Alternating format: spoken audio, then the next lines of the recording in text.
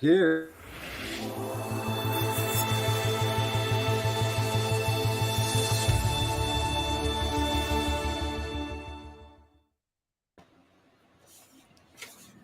Happy Friday, everyone. And Roy just pointed out that it's 5:00 in North Carolina. And it feels like it should be 5:00. We're having that kind of Friday today. Anyway, our topic for today is, and we've covered this in various ways at various episodes coming from different angles, but are you making the right impression for your business? So we're going to start the conversation here with the assumption that you know what you want to do when you grow up. You've got a business, you've got a product, you've got a service, maybe you have a brick and mortar shop, and you're all ready to go. And what you need now are more clients, more customers, and more people to join your tribe or whatever it is that is for you. So we Betty and Roy and I have gone on. Our usual story is like if we meet somebody in a networking meeting, the first thing we do is, oh, okay, we'll go check out their LinkedIn profile and see what that looks like. And then if they got a website, see what's on their website and see if it all matches. And if it all kind of is coherent, then we might decide that we're going to make an appointment to talk to them. If it's not, we're not, So, and I just have to put this way: if you're not coherent across those platforms, then people are just not even going to approach you for your services either.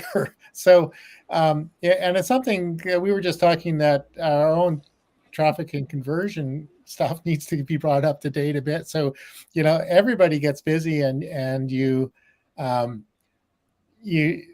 think of it. But I think what the average person that we're finding out is not thinking about it at all. And I guess if we get any success today is if get people to think about it.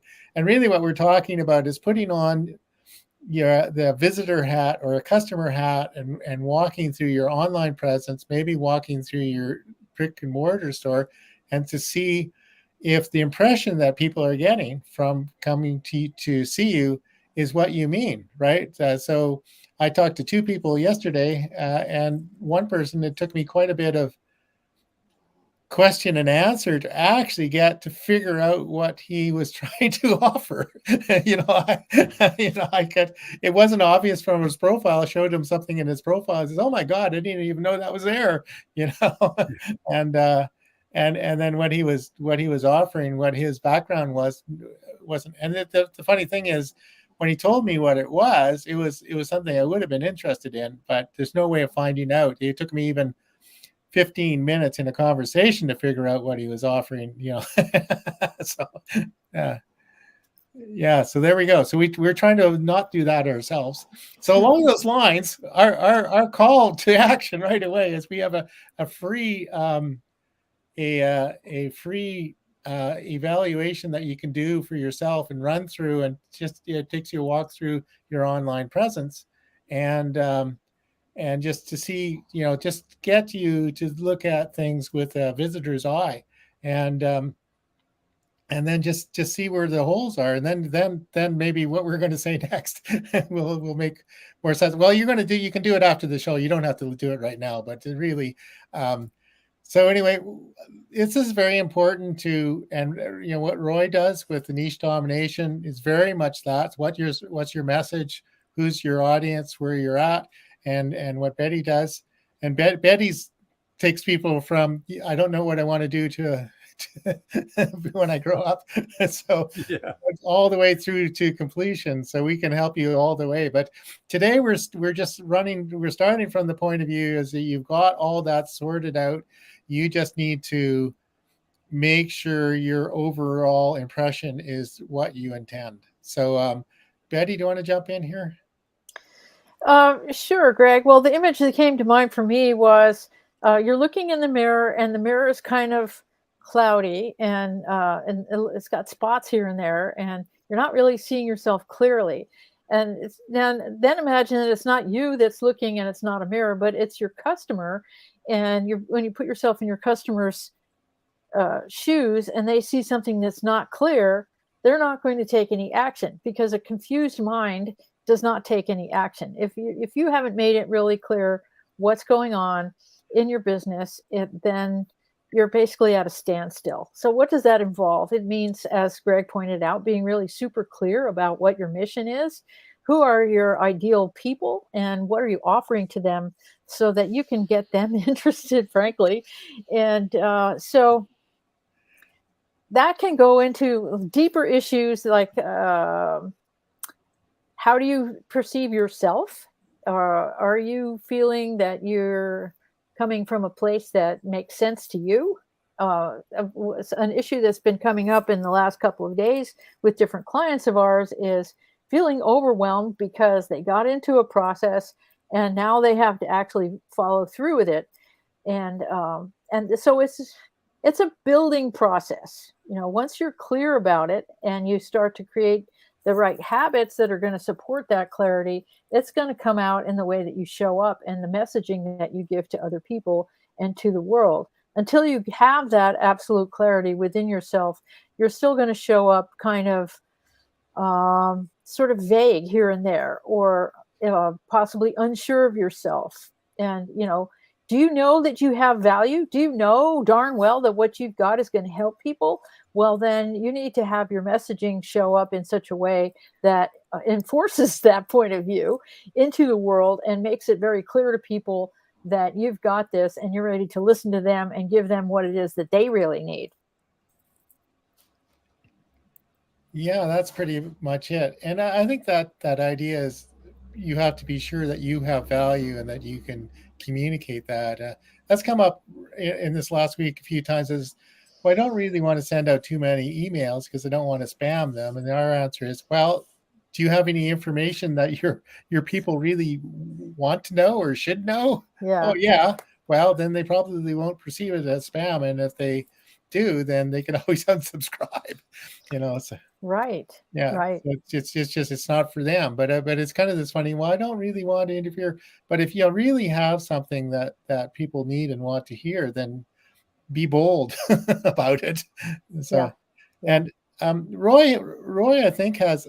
Maybe I'm stereotyping this, but I think your customers come to you mostly. They're further along. They've got a solid brick and mortar company that they're fairly well established. They just want more customers, and then you do your Zen master Google thing. It's the Google one. the Google guru or something, or wizard or whatever it is. All the stuff that nobody ever wants to stick their head in, but they don't want to do it, but I'm happy to do it. Yeah, so maybe you can tell me about your customer journey in that sense. Well, people that come to me usually have been around for a number of years. But for some reason or another, they've stopped growing, or they've all of a sudden had a problem with their website, and it's just I don't know. Maybe they stopped paying the bill or whatever. But all of a sudden, they're really in trouble if they don't get it corrected quickly. So that's actually a good time to get everything corrected if it's ever that bad. Usually, it's well, I'm not getting any more customers online. I'm not getting many people finding me online anymore. That's the most common thing today. It's because Google's getting harder and harder about who they're going to recommend, especially for page one or for being in a Google map. There's 3 companies in a Google, and they're getting very strict about who they put in these things. So you may have been there for years and all of a sudden you're not there anymore. And whoa, wait a minute, this is making such a gigantic difference on my business. I've got to do something about this. That's a lot of times when they come to me. But there's a couple of things that have happened with Google that are making a difference. And it's somewhat the same thing with LinkedIn. And it's going to eventually be the same thing with Bing and that kind of thing. Because they're involved with ChatGPT now, they're going to actually get a better percentage of the search market. But if you just think about Google, because that's the vast majority of the searchers that are really looking to find somebody where they want to learn something or they want to buy something. So just think about Google at this point in time. there'll be others you'll want to think about in the future. So what does Google want if they're going to recommend you? And when I say recommend you, if they're going to put you on page one, and it's not necessarily page one anymore, but it's the top 10 listings on a page, because most people use mobile devices now. So it's the first 10 listings are what people will look at. Then there's ads after that. So it kind of breaks it up. It's like there are ads at the beginning, and then there's about 10 different listings, and then there's ads again. So it kind of tells you what page one is when you're scrolling. And mostly once they get into the ads again, that's the end. They won't usually go beyond that. If they do, they'll look at a few that are beyond the second set of ads. But at any rate, Google wants to make sure that the people that are, especially in those 10 listings, are giving the people who put in a search, whatever that search happens to be, whatever that phrase is, they want to make sure that the companies that they recommend are answering that search phrase. So you got to think about things a little bit differently now. Most people, when they come to a website, are not coming to buy something, especially if it's the first time. They're coming for information. So most search phrases are for information right now. And so if you want to show up for certain keywords, you want to show up for questions that are being asked that include those keywords. And so your blog page is very important now, because that's going to grab a lot of the first people that come to your website. So you want to make sure that your blog posts answer questions, and in depth they answer questions, and then you can lead them to making a purchase. But the first time they come there, it's almost always for information. So that's a little bit of it. That's a little bit of it. I'm glad you mentioned the blog post, because we've been working with two clients recently. One client is started totally from scratch with something completely new, and another client had a website that I've never seen this before. Both Google and Microsoft refused to index it. That's like they bad. just they were, like you try to find out, they were not on either one. So in that case, we've actually ended up creating a different website, optimized, and she actually is getting search traffic and a couple inquiries, and a lot of it is due to blogging. That's one of our big strategies, is to blog a lot. So maybe I think this is probably a good time to go over our total traffic and conversion way. So how we go about this. And so we generally start with a conversation. We do a review to see what people want to do and get clarity on what they want to do.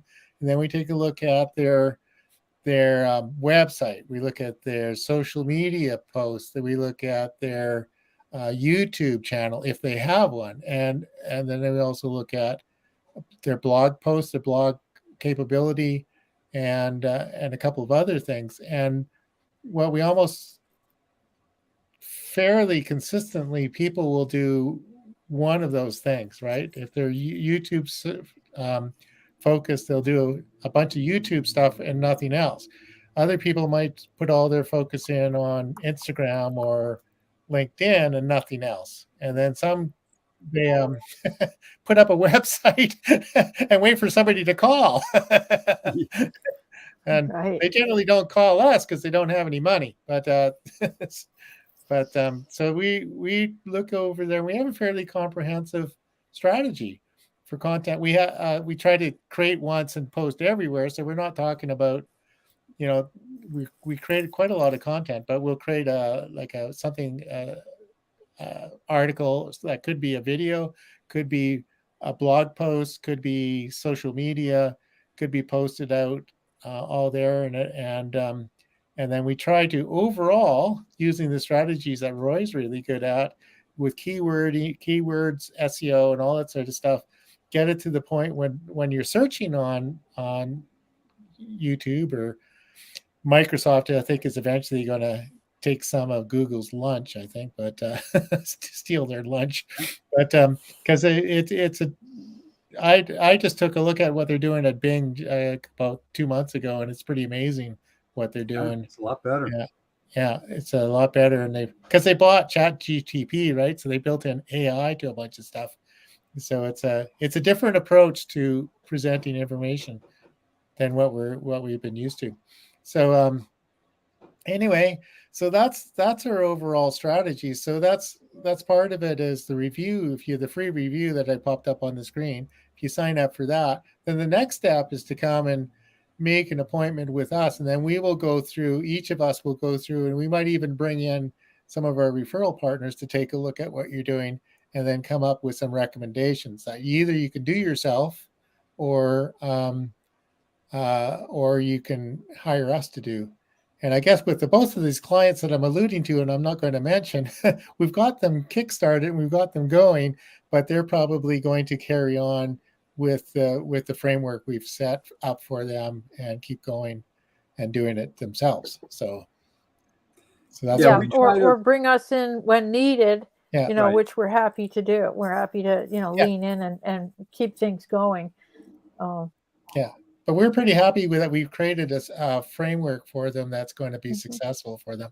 Yeah. And then going back to the overwhelm, it's up to them to put in some time. I think what we've suggested maybe to both clients is if they worked on one piece of content a week and posted that in all these platforms, that's probably as much as they need to do. And then we also talked with one about doing some paid advertising, to experiment with some paid advertising to get some people in. And you can spend a fortune on paid advertising, or you can start free. Like with certainly with Facebook, you can set up boost something for $35 a week. Probably the other platforms you can do something that's inexpensive, and you can experiment. It's like you don't have to put in $2,000 and hope for a miracle. You can try a few things to see what works. Yeah, one thing with Facebook, it can be fairly inexpensive and it can work out real well, because really what works organically, and this is with more than just Facebook, but with Facebook in particular, what works organically, what posts people like that you're putting up, you could turn them into ads. And then that's going to be an ad that people like. So if you don't just go willy-nilly and just boost a post and all that other kind of thing, but you actually look at what kind of engagement you're getting with your posts, you can turn those posts into ads. And that can be a very inexpensive way to get a lot more people than what you're just, who is just finding you with your posts. Because if that ad is similar to that post, there's probably going to be a lot of people that are similar to the kind of people that were finding you with your post, but there's going to be a whole lot more of them. And so that can be a fast way to grow, and inexpensive, because you don't have to you could spend, really, you got to spend $5 a day. You don't have to do it long. You could do a week of $5 a day if it's for an ad that's similar to a post that was getting good engagement. It can be that simple, and that's not a whole lot.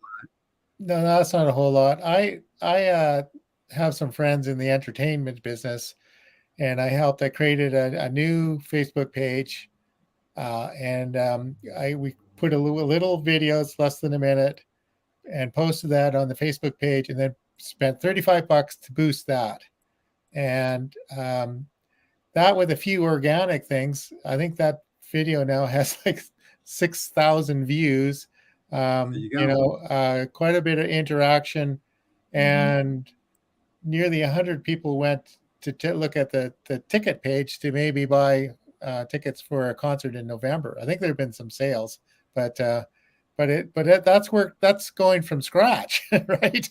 So our philosophy is we try to do build all the organic stuff. So we want to get really good traffic with the organic, and then before doing the paid ads, because our philosophy is that the organic will work better with the paid ads, because people get in, like to some degree. I've posted 2 or 3 other things in this Facebook page, and because people ended up liking the page, they're now liking those other things, and they're commenting on that. And I just have to, I have to come up with something that's engaging for people to comment on. And it looks like it's going to work.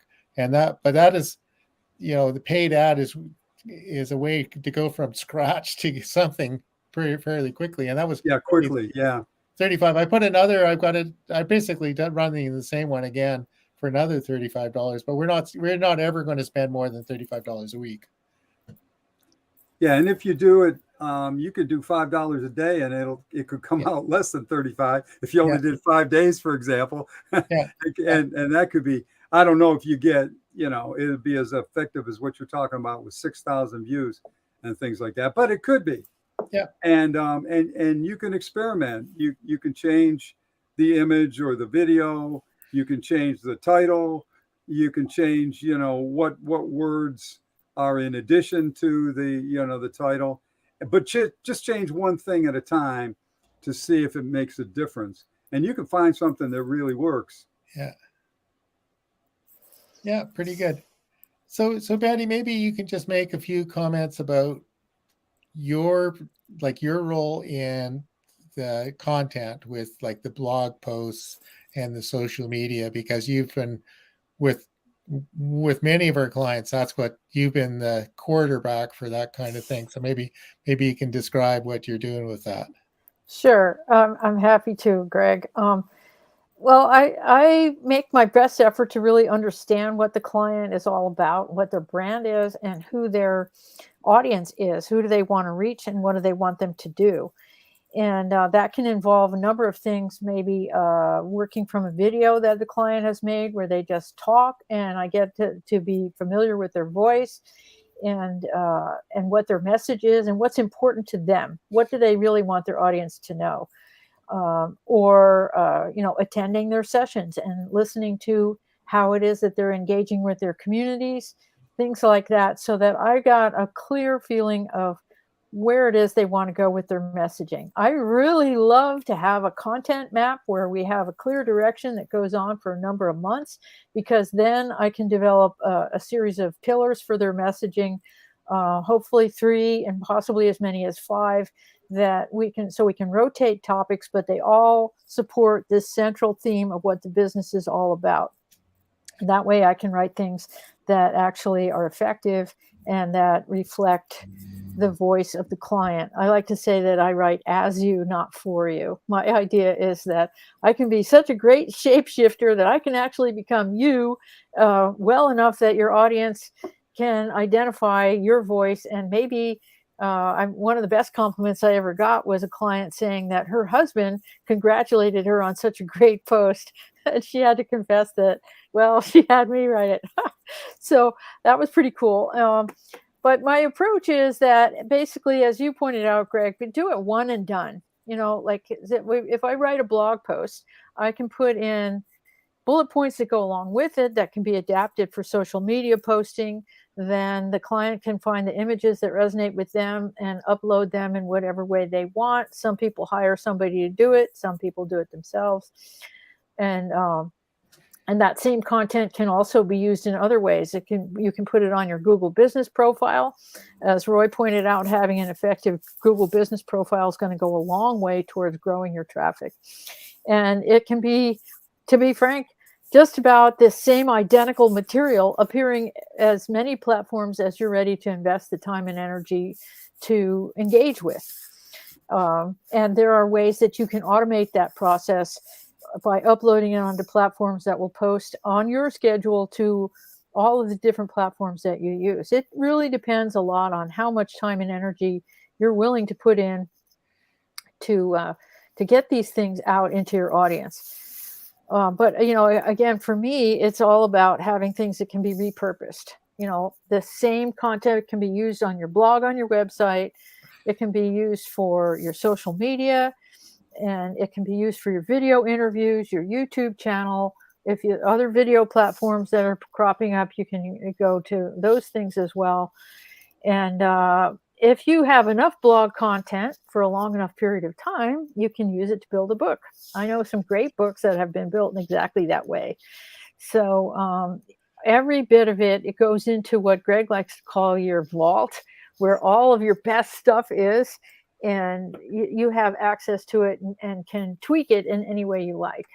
The typical blog post can be, depending on how often you want to post your blog, you can have it be 7 social media posts, or you can stretch it out to be, for a week, or if you want to do a blog once a month, space them out over the period of a month. One of the best ideas that there is to be consistent and set a timetable for yourself so that you have a rhythm and you have a habit of doing these things, because habit is stronger than will. As a writing coach, I always tell people to build that writing habit. Have it be an essential part of your day that your brain knows is going to happen, and then there's not resistance. It just happens. The same thing goes for your posting or any of your business activities. When you have an effective schedule, you're going to do a lot better, and there'll be a lot less crazy making involved in your whole process. I think we all know that there's a million little pieces that go into it.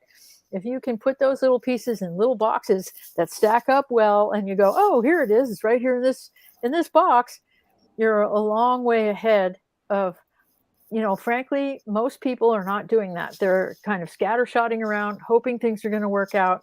That is not a good strategy. You have to be organized, or you're going to burn out. Yeah, I like what you said about consistency, Betty. Mm-hmm. That's so important, especially with Google and LinkedIn and Facebook and all that kind of thing. I'm sorry, Greg, I interrupted you. No, that's perfectly good. No, that's great. I was just going to follow up. I'm glad you mentioned the book, that it can go into a book. Mm-hmm. It's like, because I think it's like a K-Tel kitchen gadget, and there's more.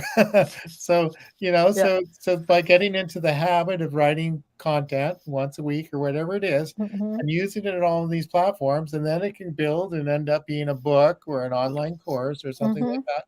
All that mm-hmm. stuff is can be pure gold. Yep. So, and as you say, it can be overwhelming when all you have is a scattered approach to it, or you're looking at one thing at a time, or you don't know how to do it. So I think that's one of the benefits of what we bring to the table, is we can help look at it and come up with, as you said, like a content map, or strategy, mm-hmm. a roadmap to doing all of this stuff. So at least it's organized, and we'll put more things down on paper than you may have time to do now, but over time, it could be something.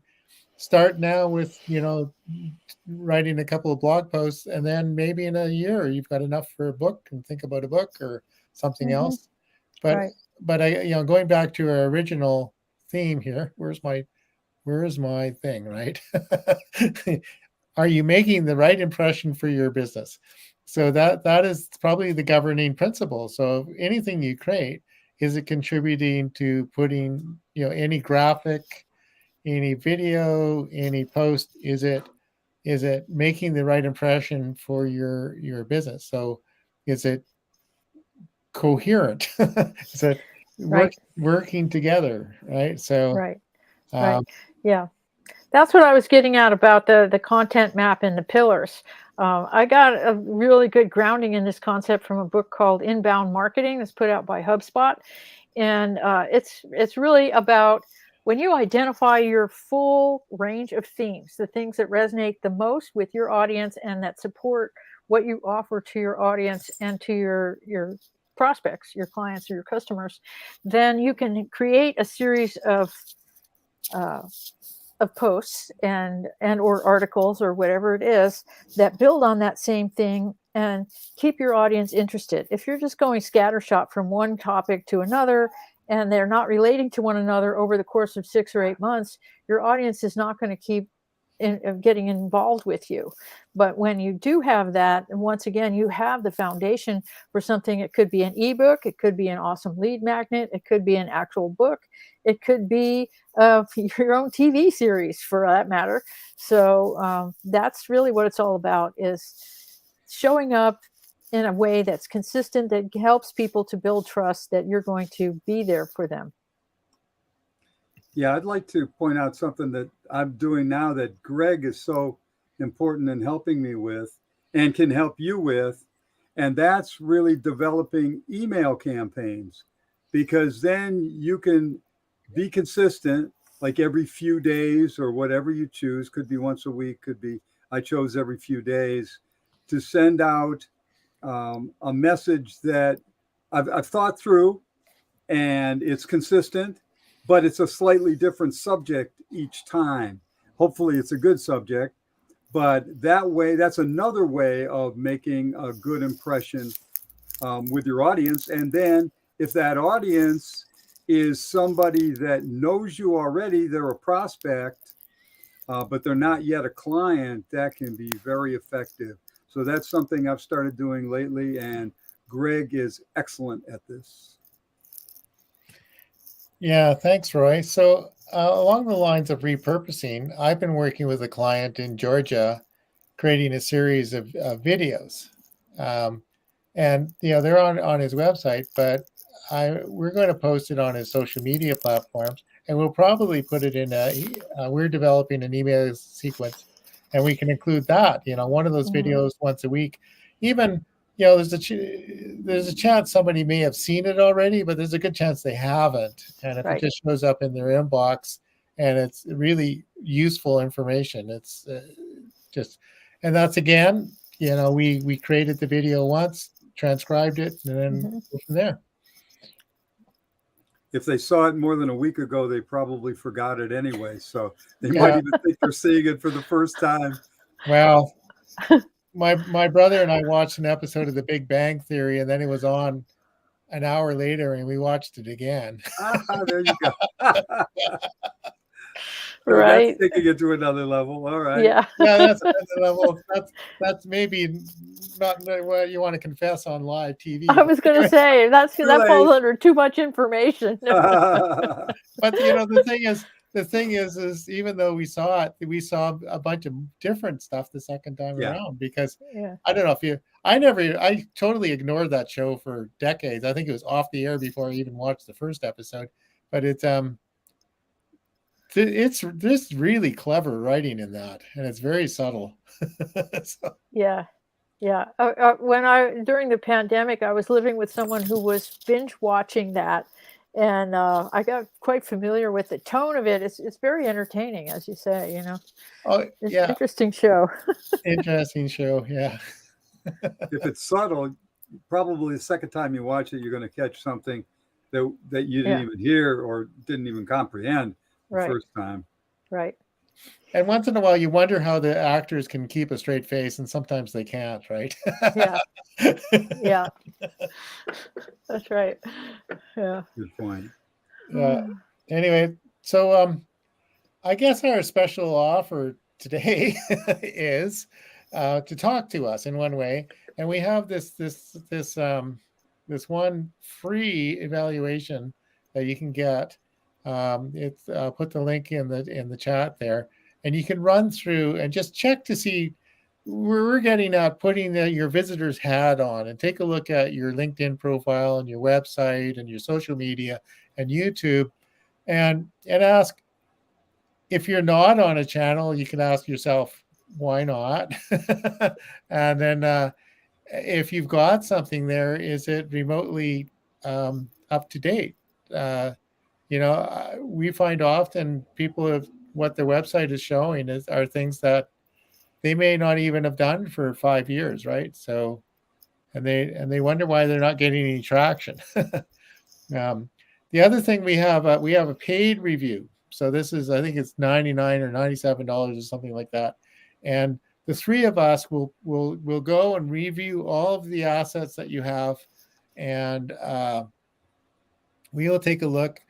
we'll make some notes amongst ourselves, and then we'll have a meeting with you, and then we'll go over and get some clarification about what you were trying to achieve, and then we'll create a report with some suggestions that either you can go implement yourself, or you can engage us to help you with. And I think this is probably one of the most valuable things that we can offer to somebody who's not quite sure. It gets you to look at your own online presence and your own what you're doing with some fresh eyes.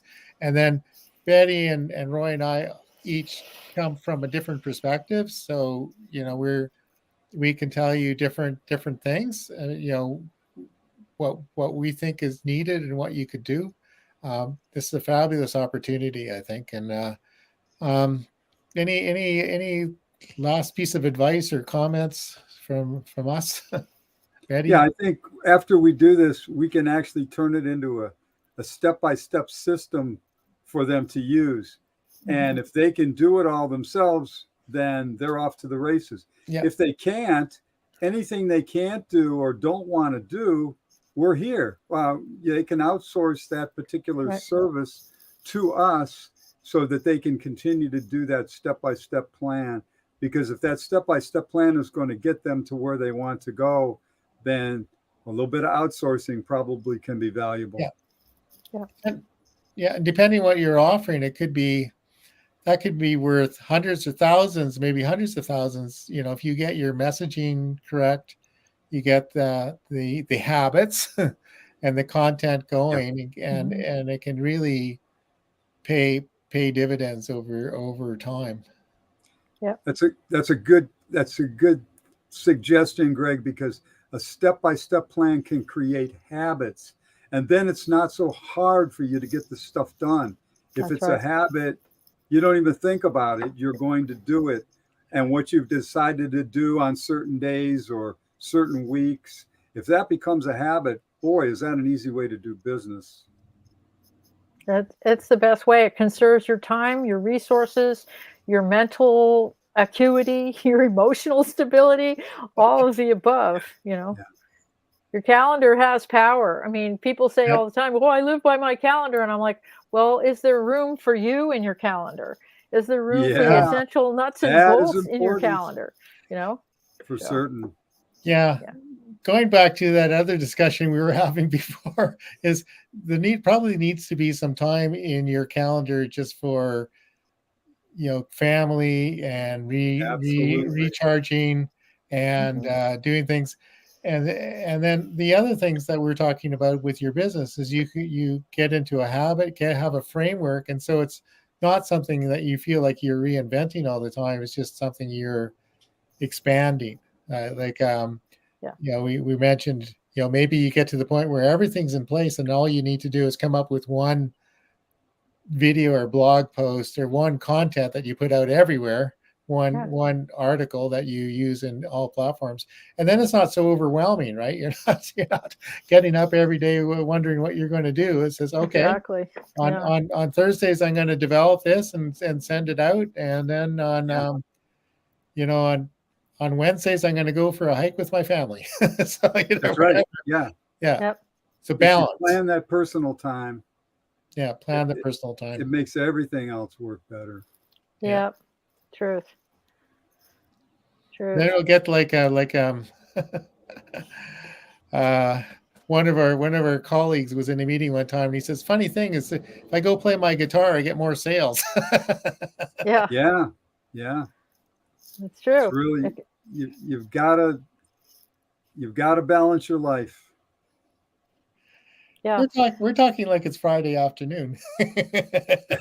You think? It's after 5 o'clock here. It's after 5 o'clock.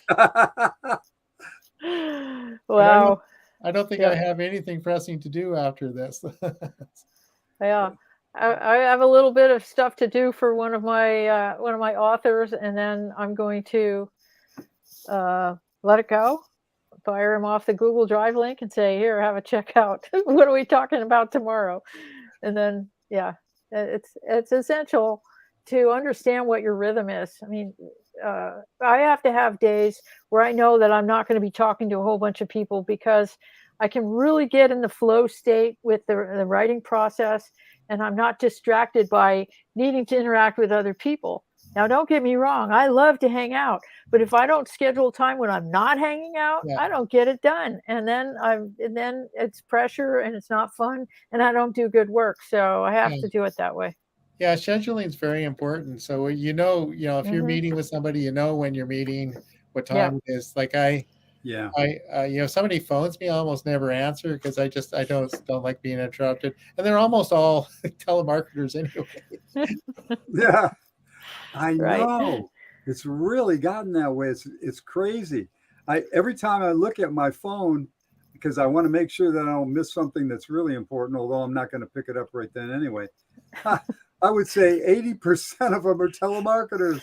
Unbelievable. Yeah, that's a sad commentary. It really is. Yeah. Yeah. Anyway, so I posted a link to the effectiveness offer, which is both. If you scroll down the page, there's a free one to do your self-assessment, and I think that is very valuable to do and go through. It asks you a number of questions, and you rate various things. And of course, one of the questions is, what's your purpose of your business, right?